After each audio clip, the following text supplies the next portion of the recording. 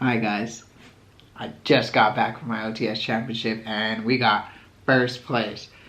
Over here with the nice looking trophy. Red Eyes is cool, but yeah. Anyways, got first place at my OTS championship today. It was only 4 rounds of Swiss when top 4, which it wasn't that big, but hey, I won and I did not expect to win. I haven't played Yu-Gi-Oh since like Vancouver. Just been feeling like out of it, and then like I just started getting back into it.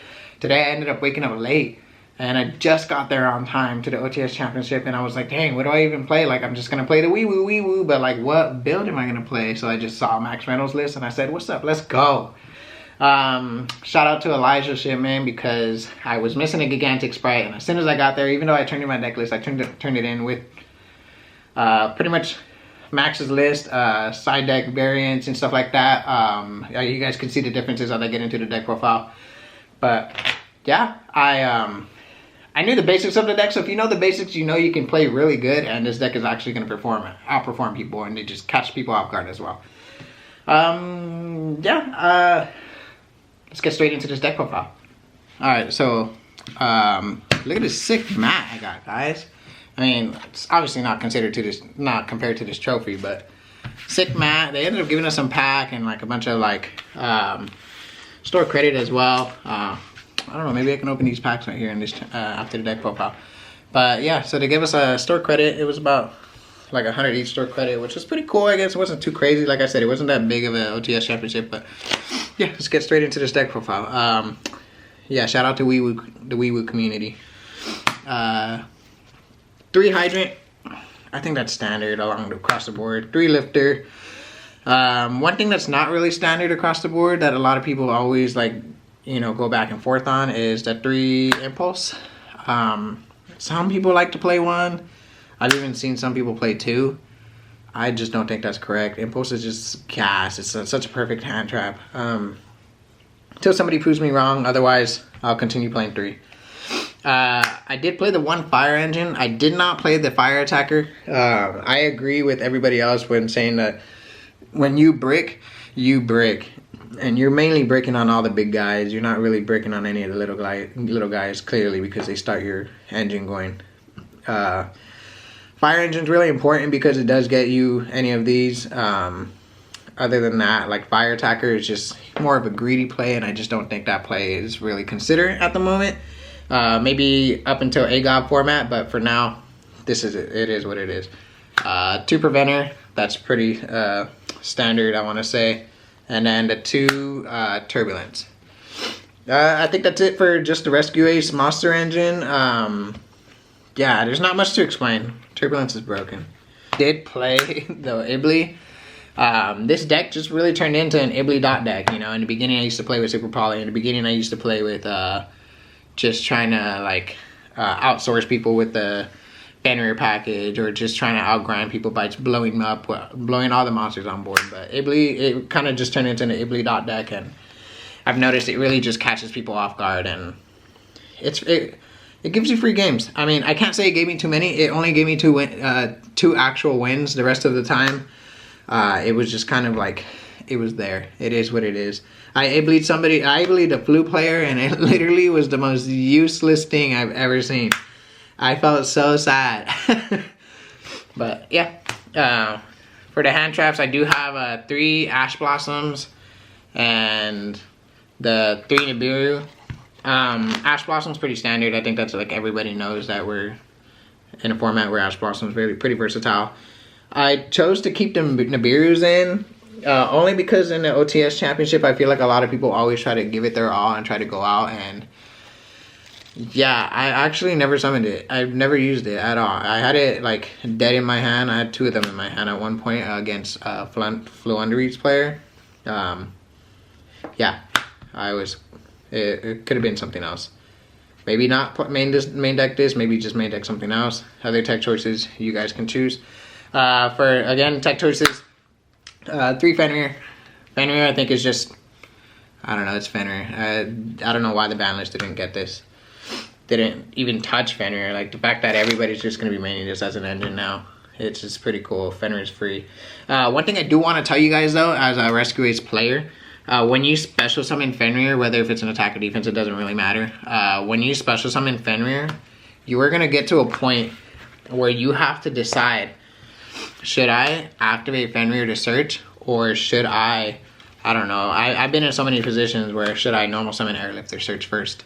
You want to normal summon Airlifter search first. You do not want to search Fenrir first. You want to normal summon Airlifter search first. Bait the drool. If they have a drool, they'll drool you there. Because if you Fenrir search and you search another Fenrir and they drool you, your Airlifter is, yeah, the silence is enough.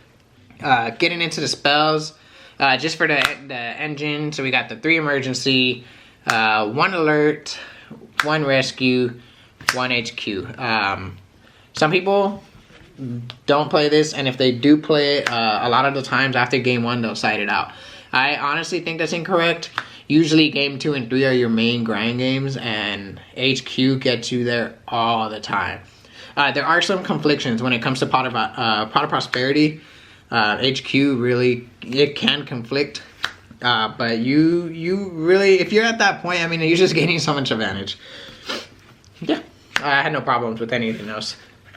I think I saw one time somebody was playing like double alert, double rescue, and I just, oh no, dude, don't do that. You're just gonna end up bricking on yourself.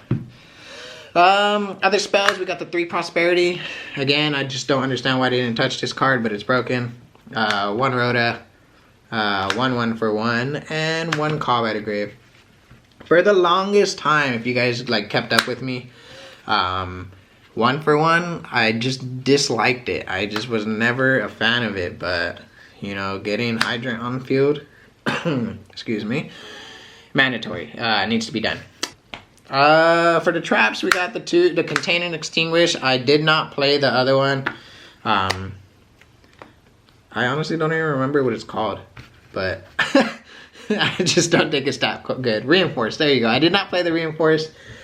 I just don't think it's that good, and I don't think it'll ever be up to a point where people will want to play it, or will try. They'll probably try, but they'll probably say it just doesn't work out. I don't know. Especially when AGOB comes out, this deck kind of turns around and goes up. For the last cards in the main deck, and this is a 41 card main deck, so we got 3 impermanents. For a while, I was against this, only because if you have like Impulse in your hand, then you most of the time you'll find yourself like activating Impulse to I don't know, it just really depends. You'll activate Impulse, summon the engine, summon Airlifter, you know, just the standard plays. And I just always felt like, dang, Infinite Impermanence is probably gonna be dead. But after playing today, I did realize I mean, obviously I've never done it. I didn't do it today at all. But I did realize the reason why they were playing Imperm was because they were playing the 3 Nibiru. Nibiru plus Imperm is just like outs any board. Again, like I said, I didn't have to do that. I did Imperm a lot of people, and Imperm just put in work. And even then, after I go first and I have this in hand, I set to 4, activate the alert to search, use up the extra space, set Imperm, and it's usually just enough. I really enjoyed this deck. I'm not gonna lie, this deck is so much fun, and I'm always enjoying it. I should have played it at Vancouver, but I don't know what was up in my mind. Anyways, extra deck, 1 Link Karibo, 1 Almirage, 1 Beat Cop for the Ibli, 1 Donner, 1 IP, 1 Hida, 1 Dark. If you're not playing Dark, you're doing it wrong. 1 Nightmare Phoenix, and 1 Puzzlino. We got the Sunlight Wolf. If you guys don't already know, you guys should know. This usually is the Ibli combo. And then this also gets you into a Dweller or Baguska. It just really depends on how you want to play the deck. Getting into the Link 3s, we got Unicorn, Helio, and then Link 4, Axis of Talker. And then obviously for the Puzzlino, we got the 1 Gigantic Sprite and 1 Dweller. Gigantic Sprite is obviously the key engine to getting Ibli out. You can Gigantic summon Ibli, and then link those 2 off into Beat Cop. Tribute to Beat Cop to put a counter on the Ibli, that way it can be destroyed by battle, and you know, they're just stuck. But like I said, Ibli Ibley only got me like 2 games, I'll be honest. It didn't really give me that much. But if it catches people off guard, cool. Getting into the side deck, this is for my locals. Obviously tailor it to your guys's and however you guys go about your championships and your regionals and stuff like that. Tailor to however you guys want. But I started off with the 1 Magnamut. I figured I could start getting used to it. We got the 3 Druid's Worm. Yeah, it's just, you know, Unchained is pretty crazy. This is like FTK against Unchained. But yeah, and then we got the 3 Drow. As bad as this card is, since Flu is kind of back into the format, this card is gas. I think that's why Flu really took the win, because everybody started like taking this card out, and then like Flu showed up, and then now they're like, oh no, let's put it back. But yeah, getting into the spells, we got the 3 Cosmic Cyclone, and then we got the 1 Harpy's Feather Duster. Yeah, I've never activated these at all today. There were multiple points where I did side these in. I sided this in once. I actually bricked on this like super hard. There was a hand where I had 2 of these, a Nibiru, and then I had an Ash Blossom and Evenly, and I was like, what the heck? Like, cool, I drew my side deck. Obviously, I just said Evenly, but yeah, cool, I drew my side deck, but like, I'm not actually playing. I need to play, and to be able to play with Rescue Ace, it hurts if you brick. Also, 2D Barrier. I just needed it in safety of like, I don't know, if you go up against Pearly, you go up against Branded, you go up against Chimera, like it just, you have all these advantages. Yeah, I want to say that I did brick 2 times. 2 times. One, no, both of them were both against, or it was both games against the Branded player that I played in Swiss. My first hand was an Ash, Fenrir, Contain, Extinguish, and I was like, wow, I'm going first, so I just, you know, I special summon Fenrir, search Fenrir, set the Contain and Extinguish as bluffs. Clearly, if you guys know how to play Rescue Ace, you cannot activate them if you don't have any Rescue Ace monsters, but yeah, I set them as bluffs, and then I saw him, he had full combo, even though I asked his Branded Fusion, he called back to me, and I was like, wow, okay, let's go to the next game. Then after that, that's when I bricked onto these, and I was like, oh no, looks like I'm not winning this match, and I didn't. He's the only person that I lost to in Swiss, and once I got into Top Cut, I ended up playing him again in Top Cut, and then I got game 1 just because I Iblied him. He could not play out of it. And then game 2, I misruled something, and it ended up getting me the match, but if we played it out, we could have went to game 3, and that would have like changed things. But yeah, real quick, I'll just open up these packs for you guys, you know. Why not? It's free, so you have this. I do think Rescue Ace is going to be really good coming up in AGOP format. You guys can prove me wrong if else. Wow, I got 2 Mud Dragons out of this. That's pretty weird. You guys can prove me wrong if else, but I do really think when the Diablo Star comes out, it's either going to be Tier or Rescue Ace. And speaking of, and then I think Pearly's also a good contender. There's other good contenders as well. But I can always do a separate video for that if you guys really want me to. You guys can let me know.